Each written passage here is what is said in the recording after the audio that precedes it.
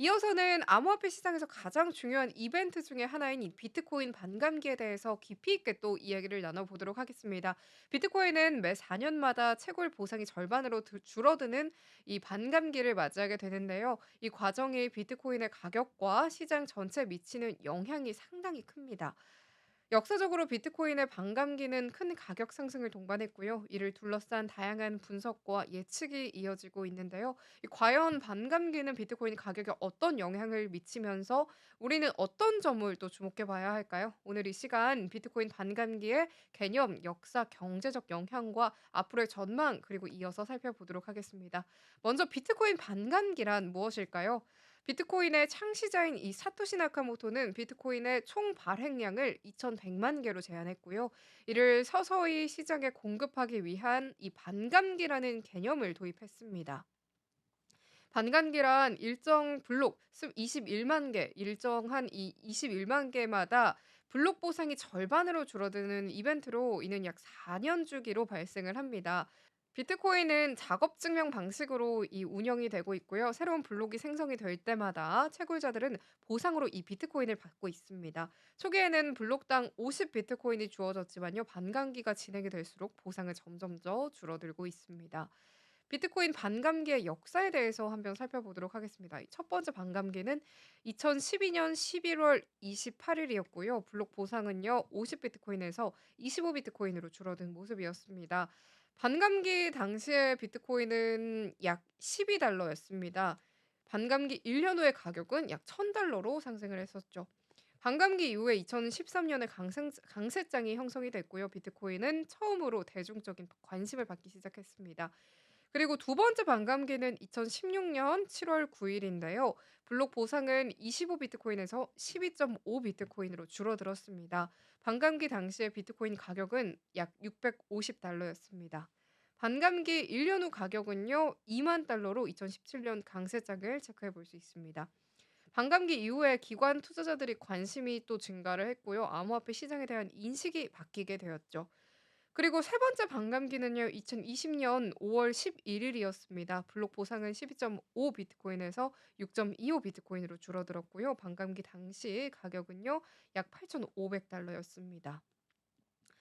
어 반감기 1년 후의 가격은요. 약 64,000달러였고요. 2021년의 강세장이었죠. 코로나19 이 팬데믹 속에서도 비트코인은 사상 최고가를 또 기록을 했었고요. 기관과 기업 투자자들이 적극적으로 참여를 하기 시작했었습니다. 이런 역사 데이터를 살펴보면 반감기 이후에 비트코인 가격이 상승하는 경향을 보였고요. 하지만 이런 패턴이 항상 지속되는 건 아니고요. 이 시장 상황에 따라서 변동성이 또 존재하는 모습입니다. 반감기의 경제적 의미는 어떤 의미일까요? 반감기는 비트코인의 통화 정책에서 핵심적인 영향 역할을 하는데요. 새로운 비트코인의 공급을 주기적으로 감소시켜서 이 희소성을 높이고요. 이는 수요와 공급의 법칙에 따라서 가격 상승의 압력으로 작용할 수가 있습니다. 이런 메커니즘은 비트코인을 디지털 금으로 비유하게 되는 중요한 요인 중에 하나죠. 그러나 반감기로 인해서 채굴자들의 수익성이 감소를 할 수 있는데요. 채굴 보상이 절반으로 줄어들면 특히 에너지 비용이 높은 지역의 채굴자들은 운영 비용을 감당하기 어려워질 수도 있습니다. 이는 채굴 산업의 구조 조정을 촉발하고요. 효율성이 높은 채굴자들만이 생존하게 되는 결과를 또 초래할 수가 있습니다. 반감기는 비트코인 시장에서 정말 다양한 영향을 끼치는데요. 반감기가 시장에 미치는 영향에 대해서 살펴보도록 하겠습니다. 비트코인 가격 변동성이 증가를 하게 됩니다. 반감기 전후로 비트코인은 큰 변동성을 보이는 경향이 있는데요. 이는 투자자들의 기대와 시장의 불확실성이 반영된 결과입니다. 첫 번째로 공급 감소입니다. 반감기로 인해서 채굴자들이 공급하는 신규 비트코인이 줄어들면 수요가 일정하거나 증가할 경우 가격이 상승할 가능성이 높아집니다. 두 번째로는 투자 심리인데요. 반감기가 다가오면 이 투자자들은 과거 반감기 이후의 상승을 기대하면서 매수를 늘리는 경향이 포착이 됩니다. 그리고 세 번째로는 기관 투자자의 유입입니다. 비트코인 희소성을 강화하면서 장기 보유 전략을 세우는 기관이 증가를 하고 있습니다. 그리고 이어서 채굴 산업의 변화에 대해서 또 살펴볼 수가 있겠는데요. 채굴 수익이 감소를 하는데요. 보상이 절반으로 줄어들면 채굴자들의 수익성이 감소할 수가 있습니다. 고효율 채굴 장비가 또 도입이 되고 있습니다. 채굴자들은 비용 절감을 위해서 보다 효율적인 ASIC 장비를 도입하면서 일부 소규모 채굴자들은 채굴을 중단할 수도 있습니다. 그리고 또 친환경 채굴이 증가하는데요. 에너지 소비가 많은 채굴 방식이 규제의 대상이 되면서 친환경 채굴이 점점 주목을 받고 있는 모습입니다. 그리고 시장의 주기와 강세장에 대해서도 살펴볼 수가 있는데요.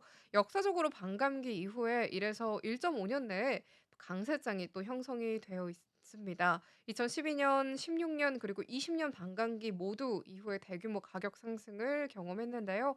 하지만 과거의 패턴이 항상 반복된다라는 보장은 없기 때문에 매크로 경제 환경과 규제 요인도 중요한 변수로 또 작용을 합니다. 투자 심리가 변화가 되면서 반감기로 인한 공급 감소는 비트코인의 희소성을 부각시켜서 투자자들의 관심을 또 끌 수가 있는 모습인데요. 이는 추가적인 자금 유입과 가격 상승을 촉진할 수가 있습니다. 알트코인이 시장에 미치는 영향에 대해서도 짚고 넘어가 볼 수가 있는데요. 비트코인의 가격 상승은 알트코인 시장에서도 긍정적인 영향을 미칠 수가 있습니다. 투자자들이 비트코인에서 얻은 이 수익을 알트코인으로 분산 투자하는 경향이 있기 때문이죠. 반감기 이후에도 이 리스크 요인을 살펴볼 수 있는데요. 첫 번째로 전 세계 경제 상황입니다. 글로벌 시장의 유동성 공급이 줄어들면 이 비트코인 가격 상승이 제한이 될 수가 있습니다. 이 미국 연준의 금리 정책이 중요한 변수가 될 수가 있죠. 그리고 규제와 법적 문제도 리스크 요인으로 짚을 볼 수가 있는데요. 각국 정부가 비트코인을 강력하게 규제할 경우 시장에 부정적인 영향을 미칠 수가 있습니다. 특히 세금 정책과 기관 투자자들의 참여 여부가 좀 중요한 포인트가 될 걸로 보여지고 있죠. 그리고 마지막으로 기술적 요인을 또 체크해 볼 수가 있는데요. 비트코인의 확장성과 거래 수수료 문제 등이 주요 관심사로 떠오를 수가 있습니다. 이더리움과 같은 경쟁 블록체인 프로젝트들이 성장을 하면서 비트코인의 시장 지배력이 약화될 가능성이 보여지죠.